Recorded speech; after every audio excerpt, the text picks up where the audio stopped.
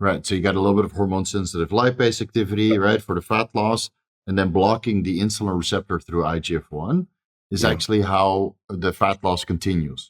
That's what I would say, yes. Yeah. Okay. And then you hammer the beta 2 adrenergic receptor on top of that, and then you're good to go, right? Yes.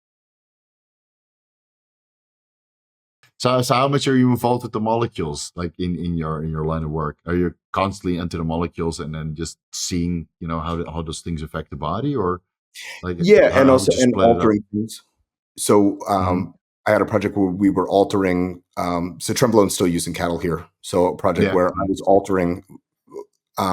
We could talk offline more specific details, but like altering that product, to make it more efficient, work better. Sometimes it's really obvious stuff, and sometimes it's not so obvious. So do you get more affinity for the androgen receptor, or more blockade of the corticosteroid receptor? More AR affinity. Okay. And I don't know if you saw the one we talked about. Prolactin actually increases the AR affinity as well for it. That's one of the reasons why it's assumed that Trenbolone binds more firmly is because of the prolactin increase and the T3 decrease. And that actually might aid in the hair loss from Trenbolone as well, because on hair. The same with the T3 drop. I mean, in cattle, it's to help them use more food versus oxidize it all. Right. Right. You say that the prolactin acts as a cofactor, so some sort of regulator of androgen receptor sensitivity. It increases the binding. Oh crap! I gotta do some more. I'll send you stuff. Yeah, because I mean, everybody knows that, of course, prolactin kind of downregulates your libido and can potentially cause gyno. But if it helps with results and gains, it's a fine line. Yeah, you don't want to. It's a fine line, right? Yeah. Yeah. So are we talking like middle of the reference range, or top of the reference range, or 4 times out of it? No, a top of the reference range at the most. I wouldn't take it out of the reference range just to take it out for binding. But I mean, and how many times have you even seen elevated prolactin in labs? It's not very common. Usually it's estrogen screwing people up. Yeah, it's the estrogen and a progestogenic 19-organ prolactin is elevated, but then you ask them from the estrogen, also from the estrogen, right? Yeah. And then they're also smoking weed to take the edge off trend. And then the libido's completely shot, right? So you got all the down-regulating hormones high, and then also the suppressive effect of the weed. Yeah. And they're like, why can't I get hard? I said, well, stop smoking weed. Yeah, stop smoking. Oh, and take the train out also, so you don't have to take the edge off. This is nothing to take the edge off from. No, exactly right. Yeah, maybe don't use tren. Right. Yeah. But it's difficult to get it through to the kids, No, they don't. Prolactin increases androgen receptor sensitivity. Fuck, this is new to me. Maybe I should take the vitamin B6, B5P out. I don't know where's or the dope. I can't remember. I think the last time was like 11, so middle of the range. Yeah. So, you'd have to have pretty high. I've seen people with non-cancerous tumors that have pretty high prolactin. You've got to be pretty high before you get a side effect from it. Yeah, 40, 50. A lot of guys use growth hormone secretagogues because it's easier to get and supposedly cheaper. Yeah. And then you see their prolactin levels like 40, 50. Oof, yeah. Christ. Just take some growth hormone. Yeah. And the weird thing is, like, prolactin and growth hormone, they interact with the same receptors, Yes. Yeah, they're very closely related. Yeah. And some guys get prolactin sides from growth hormone. Yeah. It's rare, but I've seen it. That. Yeah, it's rare. Yeah, but it happens. Yeah. Yeah, it's the funny thing is, like, insulin like growth factor 1, of course, very similar to the insulin, right? Then they interact for each other's receptors. What was it, 10% binding affinity on paper? And then the prolactin and growth hormone interact with each other's receptors as well. Yep. And we talked about that previously before the video about the IGF binding to the insulin receptor on adipose tissue, right? So that you don't store as much fat. So that might be one of the effects, right? Because in theory, when you take growth hormone, right, the fat loss is capped at like 1.7 for a guy your size, right? Yeah. But yet if you took 6 units or 8 units or 20 units, you notice the fat loss continues, right? Right.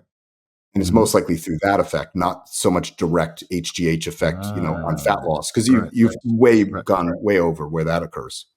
Right. So you got a little bit of hormone sensitive lipase activity, right, for the fat loss, and then blocking the insulin receptor through IGF-1 is Yeah. actually how the fat loss continues.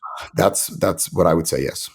Yeah. Okay. And then you hammer the beta 2 adrenergic receptor Yep. on top of that, and then you're good to go, right? Yes. Yeah, absolutely. Put some clen in there. Yeah. Goddamn. As long as it's not ephedrine, though, right? Because Yeah. Yeah, ephedrine, and like blocking the alpha 2 and activating the beta 2, that's Yep. not a good idea. Most people feel absolutely horrible doing that. Of your yohimbine and ephedrine together. That was a combination. I'm not a fan of that at all. No. Yohimbine makes me feel horrible. Yeah, it's weird. I like yohimbine solo, but then as soon as I combine it with something else, like 3 milligrams before fasted cardio, that's totally fine. Now we discussed earlier about like this delayed response between lipolysis and growth hormone administrations, and somebody stumped me on the Vigorous Q&A. Said, yeah, but Kurt said that it takes a couple hours for growth hormone to potentiate fat loss to its maximum extent. So taking growth hormone before fasted cardio and then doing fasted cardio has no fucking effect. So what's the story behind this? There's generally a 3-hour, absorption before, if you inject, it takes about 3 hours to reach, max blood level. So if you were to inject immediately and then go to fasted cardio, you're missing the window. Ah, right. But if you do intramuscular administrations, would that yield faster lipolysis? A little bit, but I think if you just injected at night before you went to bed, you'd still have elevated, levels, and fasted cardio would be fine. Yeah. Okay. Yeah. Yeah. I've always done it before fasted cardio, but now I have to go back into PubMed to see if this was correct. Well, I say, like I said, I'll send you my book. I have all 500 growth hormone studies in there. Oh shit! So it'll save you a lot of time. Save me a lot of time because ChatGPT doesn't index and research properly. No, mine's in order, so you can just scroll. You can click on the links and stuff. Awesome, much appreciated. Yeah, I'm looking forward to reading it. I have my own insulin and growth hormone ebook, but it's mostly for practical application on when to do what, and I didn't include any references because I just purely wrote it out of personal experience, and I didn't want to cherry pick studies to, kind of prove my point. But I'm due for an update on these books, but I'll probably just make videos about it. Yeah, I just did the other angle, right? I said I started it with school, and then Paul was like, "You should sell this." But the other thing is, I and same with my content online. I just try to avoid telling people the doses and how to use things. At least here, not such a wise idea.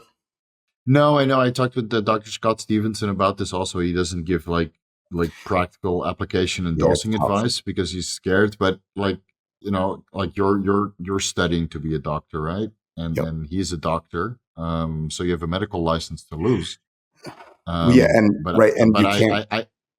can't lose my bachelor degree of computer sciences. Yes, you're right. You can't use it.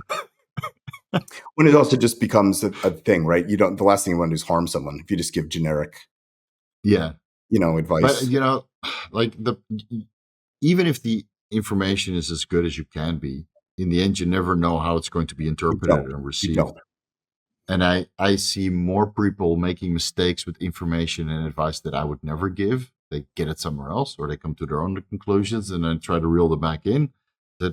What I usually do in my videos is I try to, explain the mechanics behind it, and then give some sort of recommendation regarding dosages. But I also try to inspire people to start learning more, which not everybody does. No, obviously, most people don't. No, which is unfortunate. But then through getting your hands dirty and getting some side effects, then you realize, like, you know what? If I do a little bit more research, then maybe Steve was right.